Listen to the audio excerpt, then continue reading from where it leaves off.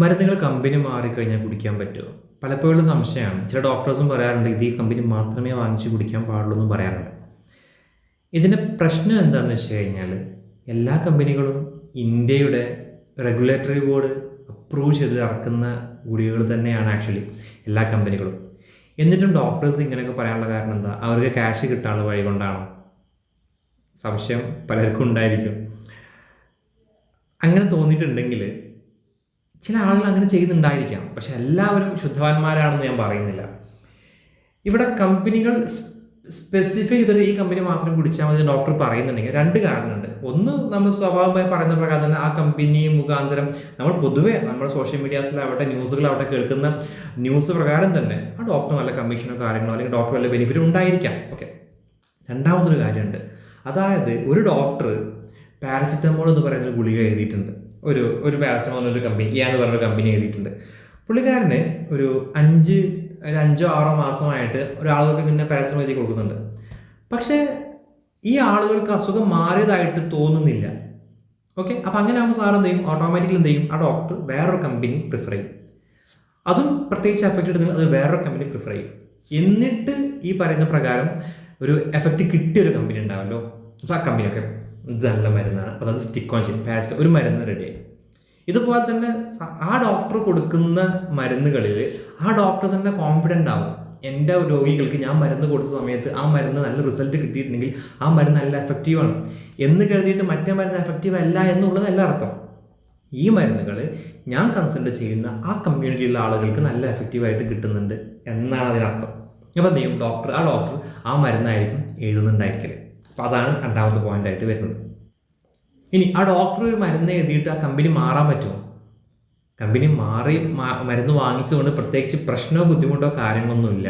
പക്ഷെ വാങ്ങിക്കുന്ന മരുന്ന് നല്ല കമ്പനിയുടേതാണെന്ന് ഉറപ്പ് വരുത്തണം. കാരണം നിങ്ങൾ ഒരു കമ്പനിയുടെ മരുന്ന് വാങ്ങിച്ചു കഴിഞ്ഞാൽ ചിലപ്പോൾ ഞാൻ പറഞ്ഞു മെഡിസിൻ സ്റ്റോർ ചെയ്ത് എടുത്ത് വെക്കുന്നത് വെയിൽ തട്ടാത്ത, ചൂടാകാത്ത, പൊടിയൊന്നും വല്ലാണ്ട് വരാത്ത രീതിയിലേക്കുള്ള ഒരു ഡ്രൈ ആയിട്ടുള്ള സ്ഥലത്ത് എടുത്തു വെക്കണമെന്ന് പറഞ്ഞു.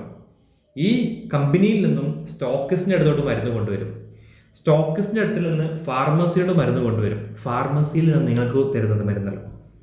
അപ്പോൾ ഈ സ്റ്റോക്കിസ്റ്റിൻ്റെ അടുത്ത് മരുന്ന് കൊണ്ടുവരുന്ന ഒരു വഴിയുണ്ടല്ലോ, അവിടെ ഈ പറയുന്ന ചൂട് തട്ടാത്ത, വെയിൽ തട്ടാത്ത, ഉണങ്ങിയിട്ടുള്ള, വെള്ളത്തിന് അംശം വരാത്ത ഭാഗത്തിലൂടെയാണ് കൊണ്ടുവരുന്നത്. അത്ര നല്ല രീതിയിലേക്ക് പാക്ക് ചെയ്തിട്ടാണ് സ്റ്റോക്കിസ്റ്റിൻ്റെ എത്തുന്നുണ്ടെങ്കിൽ അവിടുന്ന് അതേ പ്രകാരം പാക്ക് ചെയ്തിട്ടാണ് ഫാർമസി എത്തുന്നതെങ്കിൽ ഈ മരുന്ന് നിങ്ങൾ ഉപയോഗിക്കുകയാണെങ്കിൽ ആ ഒരു മരുന്ന് ഉണ്ടാക്കിയ സമയത്ത് കിട്ടുന്ന പ്രോഫിറ്റ് കിട്ടും. മനസ്സിലായല്ലോ? ഇനി അതേ പ്രകാരം ഒരു മരുന്ന് നല്ല കമ്പനി നല്ല രീതിയിലേക്ക് ഉണ്ടാക്കി കഴിഞ്ഞിട്ടുണ്ട്, പക്ഷെ ഇതിന് സ്റ്റോക്കിസ് ഒന്നും പ്രോപ്പർ അല്ല.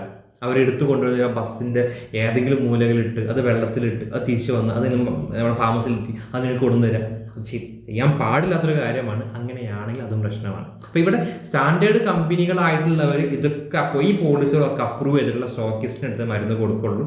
അവിടുന്ന് അപ്രൂവൽ കിട്ടിയിട്ടുള്ള ആ സ്റ്റോക്കിസ്റ്റ് അത്തരം മരുന്നുകൾ ഈ ഫാർമസിയിലേക്ക് എത്തിക്കേണ്ടതും ഇത്തരം കാറ്റഗറി മുഖാന്തരം ട്രാൻസ്പോർട്ടേഷൻ നടത്തണം എന്നുള്ളതും തീരുമാനിക്കുന്നുണ്ട്.